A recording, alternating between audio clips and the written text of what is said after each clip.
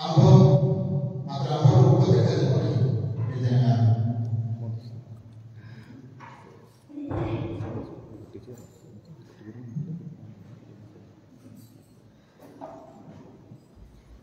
ଆରମ୍ଭ ହେଇଯିବ ବୋଲି ଆଗରୁ ଆରମ୍ଭ ହେଇଛି।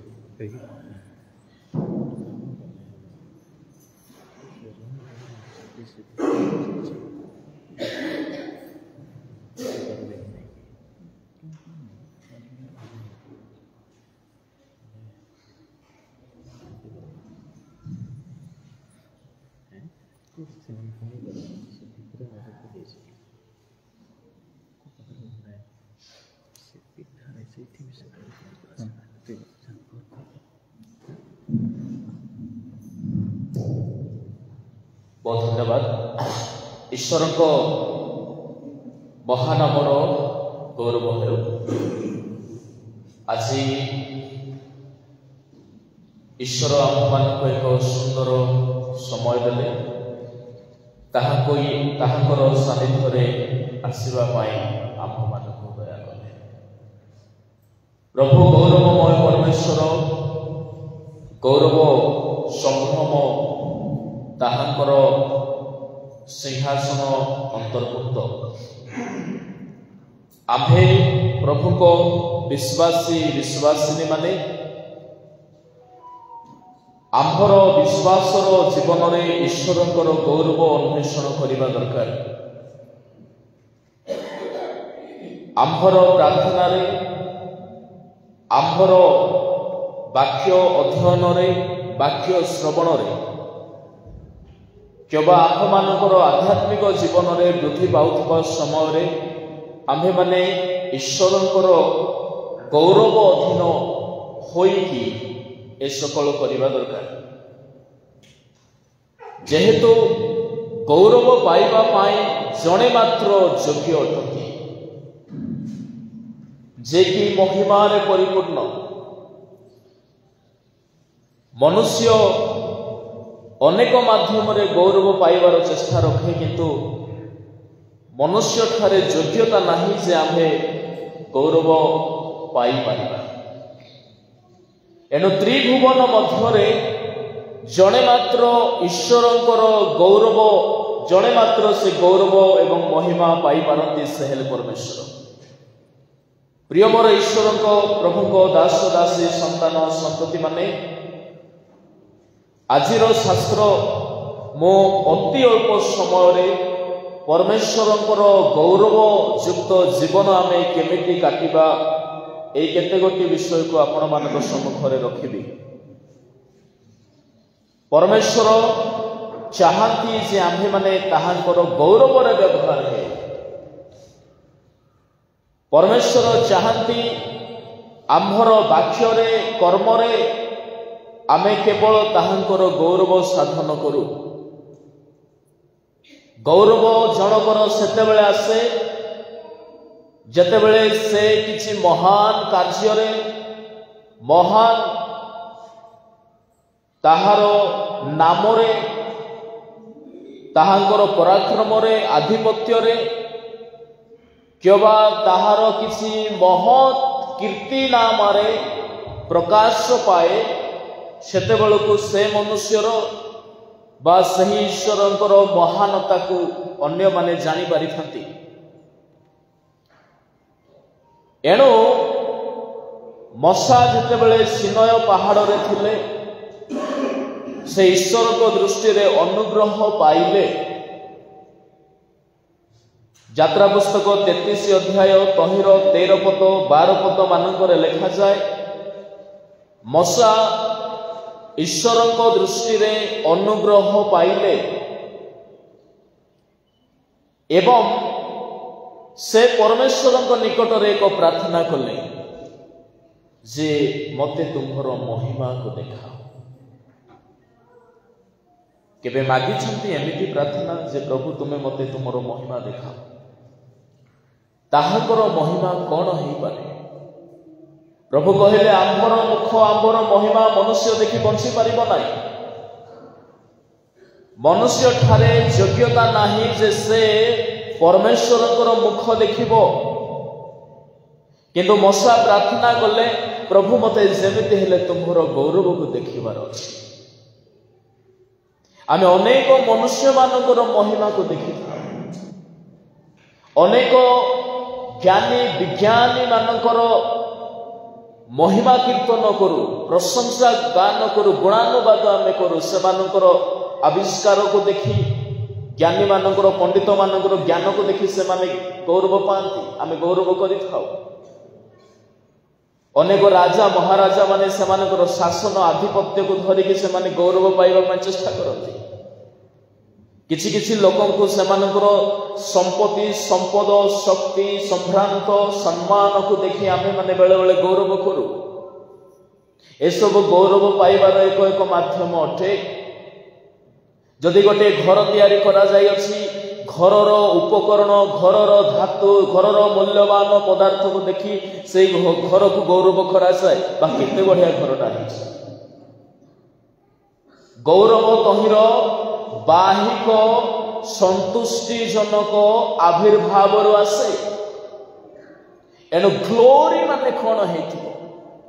ବାଇବଲରେ ଏହାକୁ 3 ଗୋଟି ଶବ୍ଦରେ ତାହାର ଭାଷାନ୍ତର କରାଯାଏ। ନମ୍ବର 1 ହ୍ୱାଇଟ୍, ଯାହାକି ବିସ୍ତୃତ, ଇଡ଼ିକି ଟିକେ ବିଷୟ ଥିବ ବୋଲି ତାହାକୁ କେହି ଗୌରବ କରିବେ ନାହିଁ। ଯେ କି ନାମରେ ହେଲେ ବିସ୍ତାର ହେଇଥିବ, ତାର ନାମ ପ୍ରାନ୍ତ ପର୍ଯ୍ୟନ୍ତ ଦେଶ ଯାକ ଗୁଞ୍ଜୁଥିବା ଦରକାର। ଆଜି ଯେମିତି କହୁନାହାନ୍ତି ଅମୁକ ଲୋକ ଡଙ୍କା ବଜାଇ ବୁଲୁଛନ୍ତି ଦେଶ ଯାକ ବୋଲିକିରି, ମାନେ ତାହାଙ୍କର ଗୌରବ କରାଯାଉଛି। ଗୌରବ ମାନେ କଣ ଅଟେ?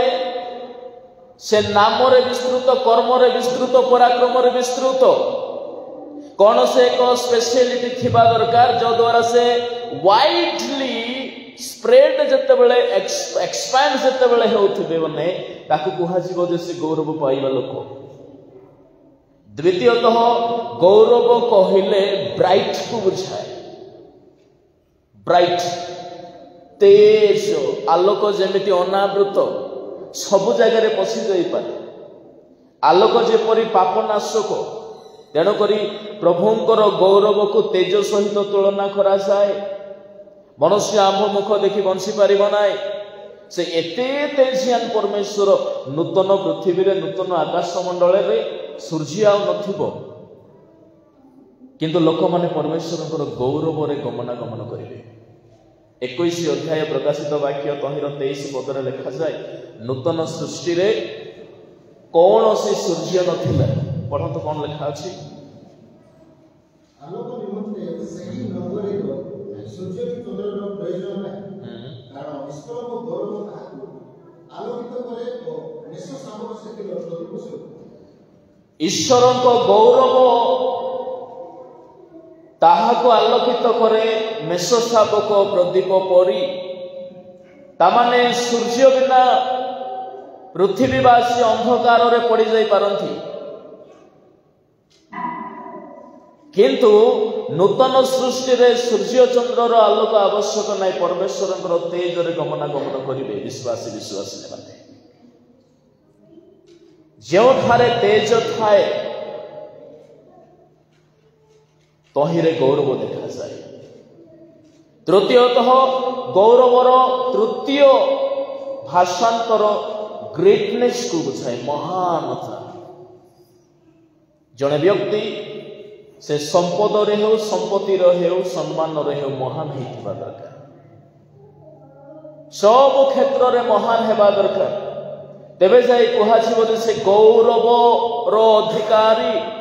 ଈଶ୍ୱରଙ୍କ ବିଷୟରେ କୁହାଯାଏ, ଯିଶାୟ 6 ଅଧ୍ୟାୟର 3 ପଦରେ ଲେଖାଯାଏ, କିରୁବ ମାନେ ତାହାଙ୍କର ପ୍ରଶଂସା କରି କହୁଛନ୍ତି, ସଦାପ୍ରଭୁ ପରମେଶ୍ୱର ଧର୍ମମୟ, ଧର୍ମମୟ, ଧର୍ମମୟ, ସମୁଦାୟ ପୃଥିବୀ ତାହାଙ୍କର ମହିମାରେ ପରିପୂର୍ଣ୍ଣ।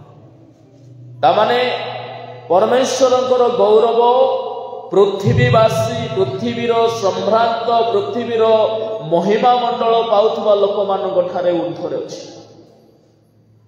ଏଠାରେ ଯେତିକ ପ୍ରଶଂସା ପାଉଛନ୍ତି, ଯେଉଁମାନଙ୍କ ନାଁ ଶୁଣିଲେ ଆମେ ତାଳି ବଜାଉଥାଉ, ଯେଉଁମାନଙ୍କର ନାଁ ଶୁଣୁ ଶୁଣୁ ଆମର ଛାତି ଫୁଲିଯାଏ, ଆମେ ଗର୍ବ ଅନୁଭବ କରୁ,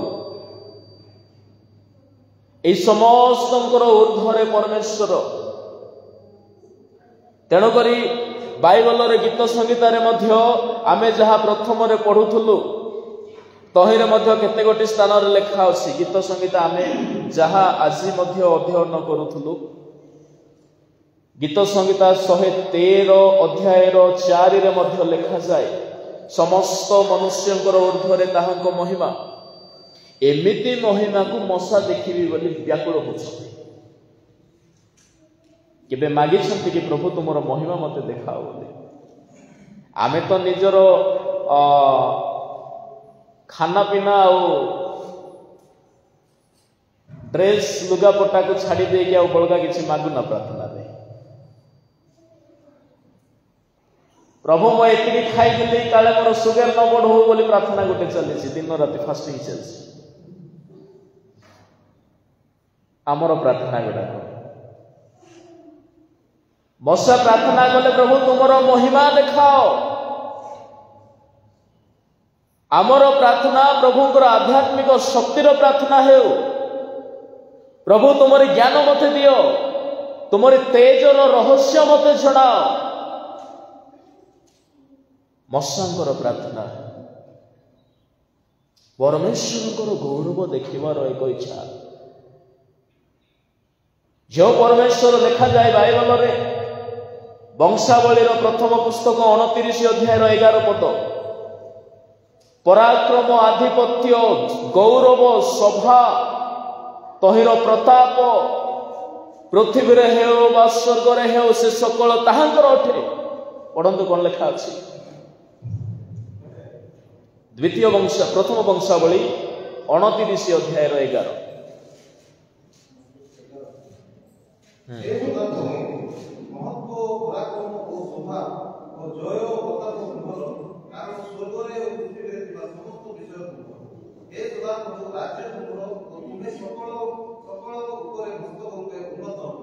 ରାଜ୍ୟ ତୁମ୍ଭର, ପରାକ୍ରମ ତୁମ୍ଭର, ଶୋଭା ସୌନ୍ଦର୍ଯ୍ୟ ତୁମ୍ଭର, ସକଳ ବିଷୟ ପରମେଶ୍ୱରଙ୍କର। ମୋ ପ୍ରିୟ ପ୍ରଭୁଙ୍କ ଲୋକମାନେ, ଗୌରବ କେବଳ ଜଣେ ପାଆନ୍ତି। ତେଣୁକରି ଗୌରବ ଯଦି ଖୋଜିବାର ଅଛି, ଈଶ୍ୱରଙ୍କ ଗୌରବ ଖୋଜାଯାଉ। ତେଣୁକରି ବାଇବଲର କେତେ ଗୋଟି ସ୍ଥାନ ମାନଙ୍କରେ ଲେଖାଯାଏ, ପ୍ରଥମ କରନ୍ତି 10 ଅଧ୍ୟାୟ 31 ପଦ, ଭୋଜନ କର କି ପାନ କର କି ଯାହା ମଧ୍ୟ କର, ଈଶ୍ୱରଙ୍କ ଗୌରବରେ ସେ ସବୁକୁ କର। ପ୍ରଭୁଙ୍କ ଗୌରବ ଖୋଜିବା ଦରକାର। ମୋ ପ୍ରିୟ ଭାଇ ଓ ଭଉଣୀ ମାନେ, ପ୍ରଭୁଙ୍କ ଲୋକମାନେ, ପରମେଶ୍ୱରଙ୍କର ଗୌରବ ଅନ୍ୱେଷଣ କରିବା ପାଇଁ ଆମ୍ଭେ ଆପଣାର ଗୌରବକୁ ପ୍ରଥମେ ଛାଡ଼ିବା ଦରକାର। ମୁଁ କହିବି ପ୍ରଭୁଙ୍କ ଗୌରବ କେମିତି ଆପଣ ପାଇପାରିବେ ସେ କଥା କହିବି, କିନ୍ତୁ କିଛି ମଣିଷମାନେ ମଧ୍ୟ ଥିଲେ ଈଶ୍ୱରଙ୍କର ଗୌରବ ବିହୁନ ନିଜର ଗୌରବକୁ ପ୍ରକାଶ କରିବା ପାଇଁ ଚେଷ୍ଟା କରି ନଷ୍ଟ ହେଲେ। ସେ ଜଣେ ବ୍ୟକ୍ତି ଈଶ୍ୱରଙ୍କର ଆଜ୍ଞାକୁ ଅମାନ୍ୟ କରି ତୁଚ୍ଛ କରି ନିଜର ଗୌରବ ସାଧନ କରିବା ପାଇଁ ଚେଷ୍ଟା କଲେ, ତୁଚ୍ଛଣୀୟ ହେଇଗଲେ। ମଶା ତ ଅନୁଗ୍ରହ ପାତ୍ର ହେଲେ, କିନ୍ତୁ ସେ ନିନ୍ଦା ପାତ୍ର ହେଇ ବୁଲିଲେ। ଗୀତ ସଂହିତା ପୁସ୍ତକରେ ତାହାଙ୍କର କଥା ଲେଖା ଅଛି। ଗୀତ ସଂହିତା 89 ତହିଁର 44 ପଢିବା ଦରକାର ନାହିଁ, ବିଳମ୍ବ ହେବ। ସାଉଲ ମହାରାଜା ଈଶ୍ୱରଙ୍କ ଦୃଷ୍ଟିରେ ତୁଚ୍ଛୀକୃତ ହେଲେ, ତାହାଙ୍କର ଗୌରବ ପ୍ରଭୁ ହରଣ କଲେ। ଜଣେ ସେହି ସ୍ୱର୍ଗଦୂତ ଯାହାଙ୍କର ନାମରେ ବ୍ରାଇଟନେସ୍ ଅଛି, morning star, bright star, Lucifer, 14 ଅଧ୍ୟାୟ ଜିସାୟ ତହିଁର 12ରେ ଲେଖାଯାଏ, ସେ ପତିତ ହେଲା, ତାହା ମାନେ ତାହାର ଗୌରବ ନଷ୍ଟ ହେଲା।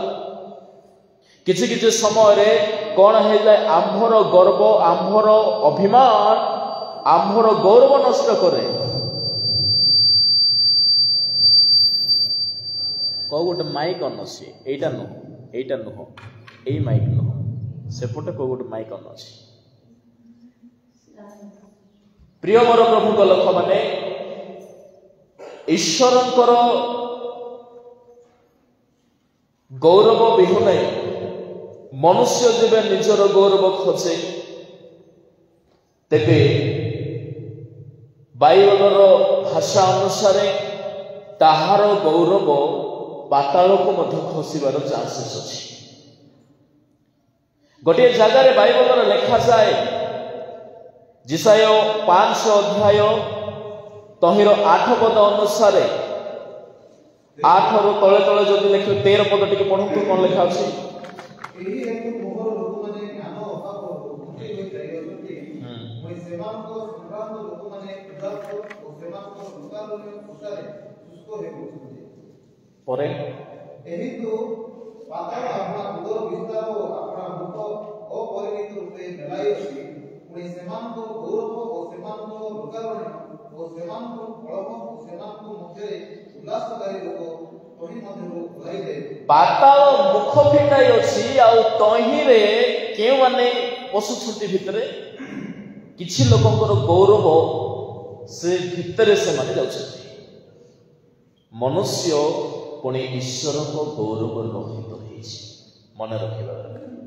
ଏଣୁକରି ବାଇବଲରେ ଲେଖାଯାଏ ରୋମିଓ 3:23 ପଦରେ କଣ ଲେଖାଯାଏ ସମସ୍ତେ ପାପ କରିଛନ୍ତି ଈଶ୍ୱରଙ୍କ ଗୌରବ ରହିତ ହେଇଛନ୍ତି ଗୌରବରୁ ବାହାରେ ପଡ଼ିଛନ୍ତି। ତଥାପି ବେଳେ ବେଳେ କଣ କରାଯାଏ ଈଶ୍ୱରଙ୍କର ପ୍ରଶଂସା ବିହୁନେ ଆମେ ନିଜର ଗୌରବକୁ ଦେଖୁ। এই ଲୋକମାନେ କାହିଁକି ପାତାଳକୁ ଖସିବା କଥା ଲେଖାଗଲା ସେମାନଙ୍କର ନିଜର ଗୌରବ ଅର୍ଜନ କରିଥିବା ନାମର ମହତ୍ଵ ସହିତ ତଳକୁ ଖସୁଛନ୍ତି। ତାମାନେ ଏମିତି ଘଟଣା ଯେ ଜଣେ ବ୍ୟକ୍ତି ବଞ୍ଚିଥିବା ସମୟରେ ନାମ କମାଇଲା ଧନ କମାଇଲା ଇଜ୍ଜତ କମାଇଲା ବୋଲି ଆମେ ଯେମିତି କହୁ ସେ ସବୁକୁ ଧରିକି ନରକକୁ ଯାଉଛି। କାହିଁକି ସବୁ ସିନା କମାଇଲା କିନ୍ତୁ ଜୀବନରେ କେବେ ପ୍ରଭୁଙ୍କର ଗୌରବ କରିନାହିଁ ପ୍ରଭୁଙ୍କ ଗୌରବ କେବେ ଚେଷ୍ଟା କରିନାହିଁ ସେ। ଆମେ ପାପୀ ମନୁଷ୍ୟ ମୋ ପ୍ରିୟ ଭାଇ ଭଉଣୀ ମାନେ ଏଣୁକରି ମଶାଙ୍କର ସଦୃଶ୍ୟ ଆମର ମଧ୍ୟ ପ୍ରାର୍ଥନା ହେଉ ଯେ ପ୍ରଭୁ ତୁମ ବଞ୍ଚିଥିବା ସମୟରେ ଥରେ ହେଲେ ତୁମରି ଗୌରବକୁ ମୁଁ ଦେଖିବି। এই ଲୋକମାନଙ୍କ ବିଷୟରେ ଲେଖାଯାଏ 8 ପଦରୁ ଯେଶାୟ 5:8 ପଦରୁ ତଳେ ତଳେ ଲେଖାଯାଏ ସେମାନେ ଘର ଘର ଘର ଘର ଘର ତୋଳୁଛନ୍ତି ପ୍ରଭୁଙ୍କ ଘର ଖାଲି ପଡ଼ିଛି। ଏମାନେ ନିଜର ଘର ସ୍ଥାନ ନଥିବା ପରି ଘର ବାନ୍ଧିବା ଆରମ୍ଭ କଲେ କିନ୍ତୁ ପରମେଶ୍ୱରଙ୍କର ଘର ପ୍ରତି ଧ୍ୟାନ ନାହିଁ ସେମାନଙ୍କର। ବେଳେ ବେଳେ ଆମର ଅନେକ ଉପାର୍ଜନ ପରେ ମଧ୍ୟ ଗିର୍ଜା ଘରକୁ କେତେ ପରସେଣ୍ଟ ଆସେ କେତେ ଆସେ 50 ଟଙ୍କା ଗୋଟେ ଗିର୍ଜା ଘରେ ଦେଲା ବେଳକୁ 50ଟା ଯୁକ୍ତି ବାଢି ଦେଇଥିବ ନାଇଁ 50 ଟଙ୍କା ଦେବୁ ଗିର୍ଜା ଘରେ। ଆମେ ଏତେ ସକ୍ସେସଫୁଲ ହେଲା ପରେ ମଧ୍ୟ ବେଳେ ବେଳେ ଆମ ମଣ୍ଡଳୀ ଘରର ମୁଣା ଖାଲି ଥାଏ। ହେଲେ ଆମେ କାହାର ଗୌରବ କରୁଛୁ? ଯେଉଁ ଗୃହରେ ଆସିକି ଆମେ ଆମର ସଫଳତା ପାଇଁ ଆମର ଚାକିରି ପାଇଁ ଆମର ପ୍ରଫେସନାଲ ୱେଲଫେୟାର ପାଇଁ ଆମେ ପ୍ରାର୍ଥନା କଲୁ ମାଗିଲୁ ପାଇଲୁ ଏବେ ଦେଖିଲା ବେଳକୁ ସେଇ ଘର ହିଁ ଦାରିଦ୍ର୍ୟତାରେ ଆମେ ଛାଡ଼ି ଦେଇକି ଗଲୁ। ଏହା ବିଶ୍ୱାସୀ ମାନଙ୍କ ପାଇଁ ଏକ ପ୍ରଶ୍ନର ବିଷୟ ହେବା ଦରକାର। ସେଇ ତଳ ଭାଗ ମାନଙ୍କରେ ଲେଖାଯାଏ କିଛି ଲୋକ କଣ କରୁଥିଲେ ଯେଶାୟ ତହିଁର 5 ଅଧ୍ୟାୟ ତହିଁର 10 ପଢନ୍ତୁ। କାରଣ 10 ମଣ ଦ୍ରାକ୍ଷା କ୍ଷେତ୍ରରେ 1 ମୋହନ ଦ୍ରାକ୍ଷାରସ ଉତ୍ପନ୍ନ ହେବ ଓ 10 ମୋହନ ବୀଜରୁ କେବଳ 1 ମୋହନ ଶସ୍ୟ ଉତ୍ପନ୍ନ ହେବ। ପରେ ଯେଉଁମାନେ ସୁରାପାନ କରିବାକୁ ଅତି ପ୍ରଭାବରେ ଉଠନ୍ତି ଦ୍ରାକ୍ଷାରସରେ ଉତ୍ତପ୍ତ ହେବା ପର୍ଯ୍ୟନ୍ତ ରାତ୍ରିରେ ବିଳମ୍ବ କରନ୍ତି। ଯେଉଁମାନେ ଲେଖାଯାଏ ଦେଖନ୍ତୁ କେଉଁମାନେ ସେମାନଙ୍କର ଗୌରବ ସାଙ୍ଗରେ ଖସିଛନ୍ତି ପାତାଳକୁ ଏଇମାନେ କେଉଁମାନେ ଯେଉଁମାନେ ସୁରାପାନ କରିବାକୁ କଣ କରନ୍ତି ପ୍ରଭାତରେ ପ୍ରାର୍ଥନାର ସହିତ ଉଠନ୍ତି ଏମାନଙ୍କର ଗୌରବ ଖସେ ତଳକୁ। ଆଜିକାଲି ମୁଁ ଗୋଟିଏ ବିଷୟ ଲକ୍ଷ୍ୟ କରୁଥିଲି ଯେ ଆମର ଖ୍ରୀଷ୍ଟିଆନ ମାନଙ୍କର ଅଧିକା ପଇସା ମଦ ଭାଟିକୁ ଆଉ ସିନେମା ହଲକୁ ଯାଇ ଗିର୍ଜା ଘରକୁ ଆସେ ନାହିଁ। ଡିସେମ୍ବର ବେଳକୁ ଚର୍ଚ୍ଚ ଘରେ 50 ଟଙ୍କା ଚାନ୍ଦା ପଡିଥିବ କିନ୍ତୁ ଭାଟିରେ ଯାଇଥିବ 500 ଟଙ୍କିଆ ନୋଟ। ଏହା ଏକ ନିରାଟ ସତ୍ୟ କଥା ଅଟେ। କହିବା ଲଜ୍ଜାଜନକ କିନ୍ତୁ ମାନିବା ଜରୁରୀ ଅଟେ। ଆମର ସିନେମା ହଲର ଟିକେଟ ଆମେ 500 ଟଙ୍କା ଦେଇ ଖରିଦ କିଣିଥାଉ। ଗିର୍ଜା ଘରେ ତ ଫ୍ରି ଅଟେ ନା। ଆମେ ଜାଣିବା ଦରକାର ଆମ୍ଭେ परमेश्वर गौरव केते मात्रा व्यवहार हेउ दशमांश तो छाड़देलु भूली गलु आम दशमांश बोली देवाटा बोली बाइबल रे किछि लिखा हेछि बोली तामाने केमिति ईश्वर गौरव करूछु आमे ईश्वर गौरव मुखरे करा जाए ना कार्य देखा जाए मुखाली मुखरे महिमा मंडल कली अरे भूत माने आम परी प्रार्थना करी जानती जीशु को देखु देखु से भूत चित्कार करी कहला अरे ईश्वर को पुत्र आमे सेमती ही कहूना पिता परमेश्वर त्राणकर्ता एमिति प्रार्थना तो भूत माने करती कार्य क्यों माने करती जो माने प्रभुंकर विधि अनुसार जीवन काटती मो प्रिय प्रभु लोक माने एठारे आउ गोटे शब्द लिखा अछि कौन बोले लिखा जाए जदि आमे 12 पद पढ़ू तहिरे लिखा जाए सेमानको भोजी बीणा नेबल तबला बंशी द्राक्षा रस थाए तामाने केते टंकार बजेट रे भोजी हेतिबो एते सब आइटम अछि सेमानकर बाजा ढोल रे ही लखे टंका आदिर विवाह कथा कहूची लखे टंका ढोल पिटिलु 20,000 टंकार बाण फाटिलु भोजी पाई 4 लाख टंका अलगा रखिलु ड्रेस पिंधिलु 20,000 टंका चपल किणिलु 4 ରୁ 5,000 टंका गिरजा घर को बेदी रे पड़ला केते 500 टंका कोठे आमे गौरव करूछु ईश्वरंकर तामाने प्रभु को घरर कथा मने पड़ला बेलको आमर चपल किणी पिंधि चपल रु मध्य कम पैसा को प्रभु को बेदी आनी समर्पण कलु आ से विवाह घरे आमे कहूथबु आमर विवाह भयंकर हे प्रभु आमे प्रार्थना करूछु आमर घरे सब सुनार वर्षा हे जाऊ हीरार वर्षा पड़ुथाउ जाब जीवन से घरे हेबो आमे कोठु ईश्वर को गौरव करू मो प्रिय भाई भौणी माने मो आपण मान को उत्साहित करबा पई चाहे बेले बेले पाताल अनाई थाए आंभर गौरव को केते बेले खाइबी बोली आम संगे सब को खाइ बसे एणो करी बंचुथिबा समय ईश्वर को गौरव करा जाऊ अनेक थिले अरे स्वर्गदूत परा स्वर्ग रु पड़िला निजर गौरव खोजिला ईश्वर को आ देखिला नाही एणु वाक्य रे कर्म रे मुख रे हृदय रे शरीर रे मध्य ईश्वर को गौरव करा जाऊ किंतु दुखर कथा मनुष्य प्रभु को गौरव कराइबार सीधा सड़क योग्यता तार नहीं काहिर गौरव करिवो आसंतु देखिबा परमेश्वर निजर गौरव 3-4 गोटी माध्यम रे प्रकाश करंती नंबर 1 ताहांकर सृष्टि रे एणु गीत संहिता 19 गीत रे लिखा जाए आकाश मंडल परमेश्वर को गौरव वर्णना करे से माने कथा कहंती नाई से माने मुख नाई कर्ण नाई किंतु से माने को देखिले परमेश्वर गौरव देखा जाए से माने नियमित भाव रे व्यवहार होंती गछ को जना के समय पत्र तहिरे आसीबार अछि गछ को जना केउ समय तहिरे फल देखा जिबार अछि से नियमित भाव रे ताहा करे ताहार रेस्पोंसिबिलिटी ताहा करे प्रभु जेउ आकारे ताहा को स्थापन कले रोपण कले सेई अनुसार से फल देबा आरंभ करिवो आ जदि न देला ताको मध्ये हणा छो किंतु गछ जाने प्रभु मते जेउ फल फळिबा पाई देछंती सेही फल ही से फळे राइट आमे मध्य विश्वासी माने आमको गोटे फल फळिबार कथा कहा जाय आमे उल्टा पुल्टाटा माने फळुछु केही जदि आंब गछ हेइथिबो तो सिटी कान कळे फल देखा जाउछि ता माने सेति में प्रभु को आमको ताहाकर गौरव अलगा कले तमे गौरव रहित प्रभु को गौरव रे व्यवहार हे परिबो नै मसा को काहे की कहले काहे की मोर गछलता प्रभुंकर महिमा को देखि काहे की मरु नाहंती मनुष्य काहे की मरि जाउछि काहे की योग्यता नै आमे उल्टा पलटा करू सब बेले आकाश मंडल सूर्य को कोन करिवार अछि केते बेले उदित हेबार अछि ताहा को जणा ତା ଅନୁସାରେ ସେ ବାହାରିବ, ତାହାର କର୍ମ ସେ କରିବ। ଆଉ ତହିଁରେ ଈଶ୍ୱରଙ୍କର ସୃଷ୍ଟିର ଗୌରବ ଦେଖାଯାଏ। ଏ ସବୁ ଗୋଟିଏ କଥା କହନ୍ତି ଯେ there is a creator God, ଜଣେ ଈଶ୍ୱର ସୃଷ୍ଟିକାରୀ ପରମେଶ୍ୱର ଅଛନ୍ତି। ପ୍ରଭୁ ଏହି ସୌରମଣ୍ଡଳରେ ତାହାଙ୍କର ଗୌରବକୁ ପ୍ରକାଶ କରନ୍ତି।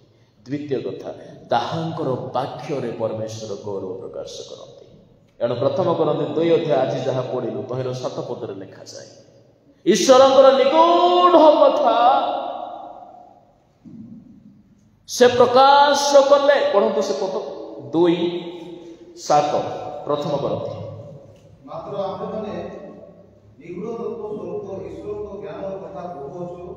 ସେହି ଗୁପ୍ତ ଜ୍ଞାନ ଈଶ୍ୱର ଆମମାନଙ୍କୁ ଗୌରବ ନିମନ୍ତେ ଜଗତର ପୂର୍ବେ ନିରୂପଣ କରିଥିଲେ। ଜଗତର ପୂର୍ବେ ଗୌରବ ନିମନ୍ତେ ସେହି ଜ୍ଞାନ ନିରୂପିତ ହୋଇଥିଲା। ସେହି ଜ୍ଞାନ, ସେହି ବାକ୍ୟ, ସେହି ସାକ୍ଷ୍ୟ, ସେହି ସତ୍ୟ, ତହିଁରେ ପରମେଶ୍ୱର ଗୌରବ ଦେଖାନ୍ତି।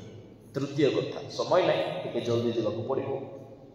ତୃତୀୟ କଥା, ପରମେଶ୍ୱର ନିଜର ଆତ୍ମ ପ୍ରକାଶନରେ ତାହାଙ୍କର ଗୌରବକୁ ଦେଖାନ୍ତି। ମଶାଙ୍କୁ କହିଲେ, ଆମ୍ଭର ମହିମାରେ ତୁମେ ଅନୁଗ୍ରହକୁ ଦେଖିବ। ଯାହା ଆମେ ମାନେ ପଢ଼ିଅଛୁ ତହିଁର 18-19 ଲେଖା ଅଛି ନାଇଁ? ଯାତ୍ରା 33-18-19 ଲେଖାଯାଏ, ଆମ୍ଭର ମହିମା ଦେଖିବ, ଆମ୍ଭେ ଯାହାକୁ ଅନୁଗ୍ରହ କରୁ ତାହାକୁ ଅନୁଗ୍ରହ କରିବା। ତହିଁରେ ଲେଖାଯାଏ, ଆମ୍ଭର ଉତ୍ତମତାକୁ ତୁମେ ଦେଖିବ, ଆମ୍ଭର ନାମର ଘୋଷଣାକୁ ତୁମେ ଶୁଣିବ। ତାମାନେ ପରମେଶ୍ୱରଙ୍କର ଅନୁଗ୍ରହ ମାଧ୍ୟମରେ, ତାହାଙ୍କର ପ୍ରକାଶନ ମାଧ୍ୟମରେ ସେ ନିଜର ଗୌରବ ପ୍ରକାଶ କରନ୍ତି। ଫାରୋଙ୍କ ନିକଟରେ ପରମେଶ୍ୱର ପରାକ୍ରମ ଦେଖାଇଲେ, ସେହି ପରାକ୍ରମରେ ତାହାଙ୍କର ଗୌରବ ଦେଖାଗଲା। ସୃଷ୍ଟିରେ ସେ ଆତ୍ମା ସ୍ୱରୂପେ ଲୋକଙ୍କ ସହିତ ଗମନାଗମନ କଲେ, ଆଦମଙ୍କ ସହିତ, ନୋହଙ୍କ ସହିତ, ତହିଁରେ ତାହାଙ୍କର ମହିମା ଦେଖାଗଲା। ନୂତନ ନିୟମରେ ସେ ଆମ ସମସ୍ତଙ୍କୁ ଉଦ୍ଧାର କଲେ, ତହିଁରେ ତାହାଙ୍କର ଗୌରବ ଦେଖାଗଲା। ତାମାନେ ପରମେଶ୍ୱର ଆପଣା ଆତ୍ମ ପ୍ରକାଶନରେ ନିଜର ଗୌରବ ଦେଖାନ୍ତି। ଏବଂ ଶେଷ କଥା କହିବା ପାଇଁ ଚାହିଁବି, ପରମେଶ୍ୱର ମଣ୍ଡଳୀ ମଧ୍ୟରେ, କୋଉଠି? ମଣ୍ଡଳୀ ମଧ୍ୟରେ ଆପଣା ଗୌରବ ସ୍ଥାପନ କରନ୍ତି। ପଢ଼ନ୍ତୁ ଯିଶାୟା 60 ଅଧ୍ୟାୟର 7 ପଦ। 7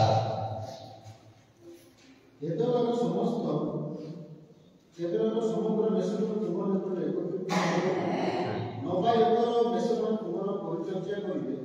ସେମାନେ ସୁଦ୍ରାୟ ହୋଇ ଆମ୍ଭ ଯଜ୍ଞବେଦୀର ଉପରକୁ ଆସିବେ। ଆମ୍ଭେ ଆପଣାର ଭୂଷଣ ସ୍ୱରୂପ ଗୃହକୁ ଭୂଷିତ କରିବା। ଭୂଷଣ ସ୍ୱରୂପ, ଓଡ଼ିଆରେ ଭୂଷଣ ଲେଖାଯାଏ, ଇଂରାଜୀରେ ଗ୍ଲୋରି, ଗ୍ଲୋରି, ତାହାଙ୍କର ମହିମା। ଆମ୍ଭର ଗୌରବ ସ୍ୱରୂପ ମଣ୍ଡଳୀକୁ ଗୌରବମୟ କରିବା। ଯାହାକୁ ଦେଖି କେଦାର, ନିବାୟତ ସେମାନଙ୍କର ପଲ ସହିତ ତହିଁର ଶରଣ ନେବେ। କେଦାର, ନିବାୟତ ଏମାନେ ଇସ୍ମାଏଲୀୟ ଗୋଷ୍ଠୀ, ବିଜାତୀୟ ବୋଲି ଯେଉଁମାନଙ୍କୁ କୁହାଯାଏ। ତାମାନେ ମଣ୍ଡଳୀରେ ଯଦି ଗୌରବ ଅଛି, ଧ୍ୟାନ ଦେଇ ଶୁଣିବେ, କଥା ଗୁରୁତ୍ୱପୂର୍ଣ୍ଣ କଥା, ଶେଷ କଥା।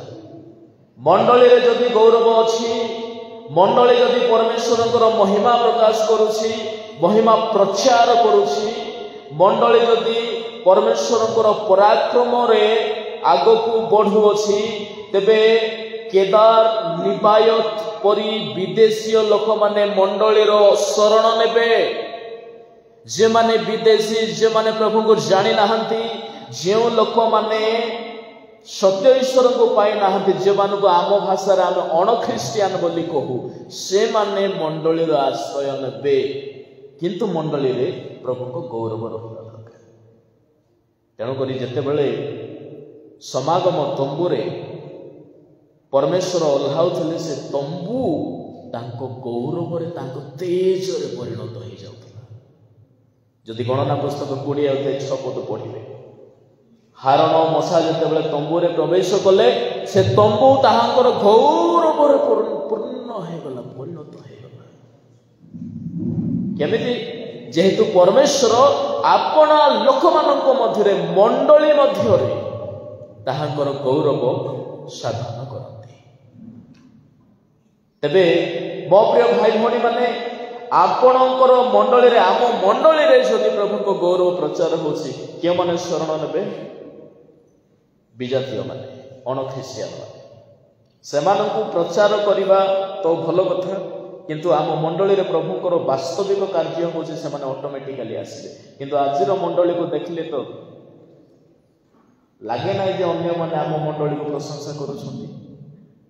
ମଣ୍ଡଳୀ ମାନଙ୍କରେ ଆଜିର ମଣ୍ଡଳୀ ମଧ୍ୟ ଗୌରବ ରହିତ ହେଇଯାଉଛି। ମଣ୍ଡଳୀରେ ରାଜନୀତି, କୂଟନୀତି, ମତତା, ଅଭିଳାଷ, ଭୋଗବିଳାସ ଯଦି ଭର୍ତ୍ତି ହେଇଯିବ, ସେ ମଣ୍ଡଳୀକୁ ଆଉ ଦେଖିବେ ନାହିଁ ଲୋକ। ଆଜି ସୋସିଆଲ ମିଡିଆ ଖୋଲନ୍ତୁ,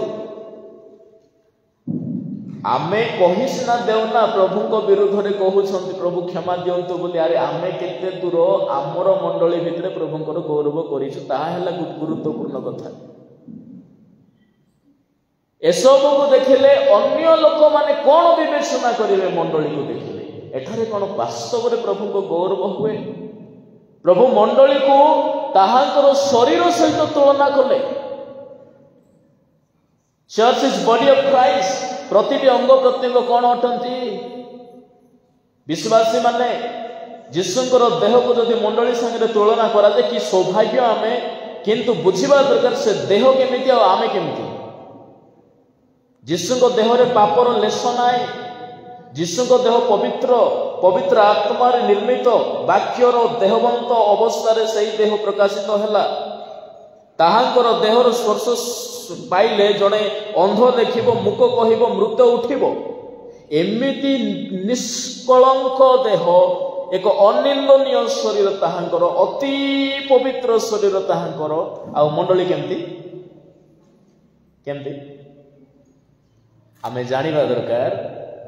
ଆମେ ଯଦି କହୁ ଆମେ ଈଶ୍ୱରଙ୍କର, ଖ୍ରୀଷ୍ଟଙ୍କର ଶରୀର ବୋଲି, ତେବେ ସେ ମଣ୍ଡଳୀ ଆଉ ସେ ଖ୍ରୀଷ୍ଟଙ୍କ ଶରୀର ମଧ୍ୟରେ ଆମେ ସମାନତା ଆଣିବା ପାଇଁ ଚେଷ୍ଟା କରିବା ଦରକାର। ଆମର ଜୀବନ ଶୈଳୀରେ ତାହା ସାଧିତ କରିବା ଦରକାର। ନହେଲେ ଆମେ ଖାଲି ବାକ୍ୟରେ ପଢ଼ିଦେବୁ ମୋ ଖ୍ରୀଷ୍ଟଙ୍କ ଶରୀର, କିନ୍ତୁ ଦେଖିଲା ବେଳକୁ ଭୂତ ଧରିଥାଉଛି ଆମକୁ ନେଇ।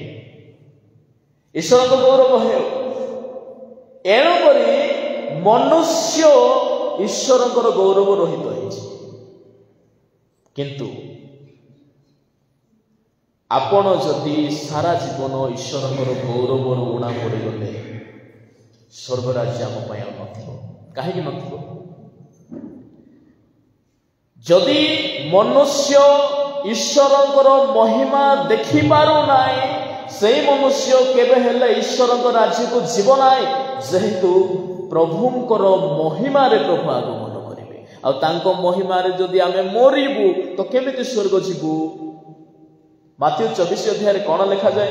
ସେ ମହିମାରେ ଆଗମନ। 24, 29, 30, ପ୍ରକାଶିତ 1:7, ପ୍ରକାଶିତ 19:12 କଣ ବୋଲି ଲେଖାଯାଏ? ପ୍ରକାଶିତ 19:12 ଲେଖାଯାଏ ଯେ ସେ ଯେତେବେଳେ ମହିମାରେ ଆଗମନ କରିବେ, ମୁଖର ବାକ୍ୟରେ ସେ ଜାତି ସମୂହକୁ ସଂହାର କରିବେ।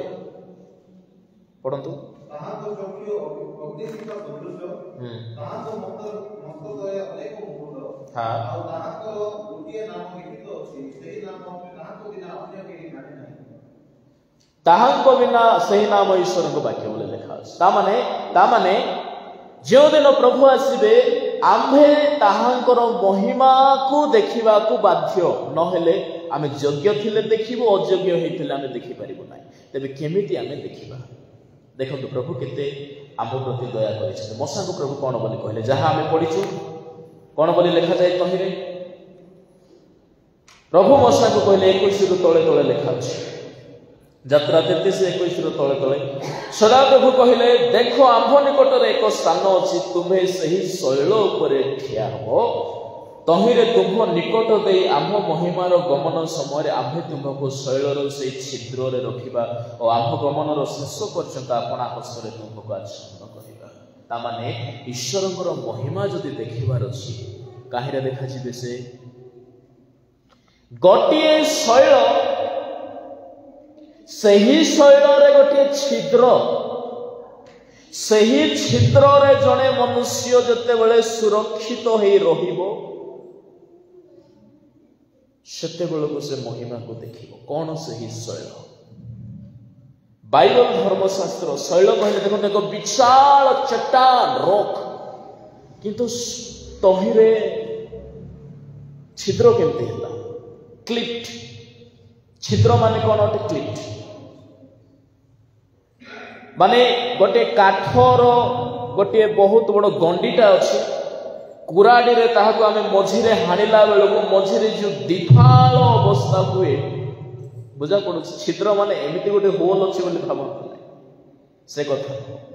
କାଠ ଯେମିତି ଦିଫାଳ ହଉଛି, ସେ ଦିଫାଳ ମଧ୍ୟ ଭାଗରେ ମଶାଙ୍କୁ ପ୍ରଭୁ ଢାଙ୍କିକି ରଖିଲେ। ଆମର ପିଲାମାନେ ପିଜା ଅର୍ଡର କରି ଖାଆନ୍ତି, 3 ଜଣ ମିଶିଛନ୍ତି, ପିଜା ଗୋଟେ ମାଗିଲେ, ପିଜାକୁ ଯେମିତି ଫାଳ ଫାଳ କଲା ବେଳକୁ, ଯେମିତି ଭାଙ୍ଗିଲା ବେଳକୁ ଯେମିତି ମଝିରେ ଗୋଟିଏ ଧାର ଆସୁଛି, ବୁଝା ପଡୁଛି ମୋ କଥା? ସେମିତି ଅବସ୍ଥାରେ ସେଇ ଶୈଳ ଦ୍ୱାରା ପ୍ରଭୁ କାହାକୁ ଦେଖାଇଲେ? ତାହାଙ୍କର ମହିମାକୁ ମଶାକୁ ଦେଖାଇଲେ। ମଶାକୁ ତହି ମଧ୍ୟରେ ପ୍ରଭୁ ରଖିଲେ। କଣ ସେହି ଶୈଳ? ପ୍ରଥମ କରନ୍ଥୀ 10:4 ଅନୁସାରେ, ପ୍ରଥମ କରନ୍ଥୀ 10:4 ଶୈଳ ହେଉଛନ୍ତି ଯୀଶୁଖ୍ରୀଷ୍ଟ। ଶୈଳ ହେଲେ ଯୀଶୁଖ୍ରୀଷ୍ଟ। ସେହି ଶୈଳ କେମିତି ଛିଦ୍ର କରାଗଲେ ଟିକେ ଧ୍ୟାନ ଦେଇ ଶୁଣିବେ, ଏଟା ଟିକେ ଜ୍ଞାନର କଥା ଅଟେ। ଏଠାରେ ପରମେଶ୍ୱର ମଶାଙ୍କୁ ହରେବରେ ଏକ ଶୈଳ ଦେଖାଇଲେ। ଶୈଳକୁ ଛିଦ୍ର କରିବା ସାମାନ୍ୟ ବିଷୟ ନୁହେଁ, କିନ୍ତୁ ହେଲା କେମିତି? ଯେତେବେଳେ ଇସ୍ରାଏଲୀୟ ଲୋକମାନେ ତୃଷିତ ହେଲେ, ପାଣି ପାଇଁ ବ୍ୟାକୁଳ ହେଲେ, ମରୁରେ ସେମାନଙ୍କର ପ୍ରାନ୍ତରରେ ସେମାନଙ୍କର ପ୍ରାଣ ଛାଡ଼ିଗଲା ପରି ପରିସ୍ଥିତି ହେଲା, ତୃଷାରେ ଯେତେବେଳେ କଲବଲ ହେଲେ, ମଶାଙ୍କ ନିକଟକୁ ଦୌଡ଼ିଲେ। ଯାତ୍ରା 17 ଅଧ୍ୟାୟ ତହିଁର 6 ପଦ ଅନୁସାରେ ମଶାଙ୍କୁ ପଥର ମାରିବା ପାଇଁ ଯେତେବେଳେ ସେମାନେ ବାହାରିଛନ୍ତି, ଏତେବେଳକୁ ସଦାପ୍ରଭୁ ମଶାଙ୍କୁ କହିଲେ, ତୁମ୍ଭେ ଆପଣାର ଯଷ୍ଟି ଘେନି କାହାକୁ ପ୍ରହାର କର? ଆମ୍ଭେ ଯେଉଁ ଶୈଳ ଦେଖାଇବୁ ସେଇ ଶୈଳକୁ ତୁମେ ପ୍ରହାର କର। ଯେମିତି ଯଷ୍ଟି ଶୈଳ ଉପରେ ପଡ଼ିଲା, ଶୈଳରେ ଏକ ଛିଦ୍ର ବାହାରିଲା, ଛିଦ୍ର ଦେଇ ଜଳ ପ୍ରବାହିତ ହେଲା। ପଢ଼ନ୍ତୁ 17:6 ଯାତ୍ରା।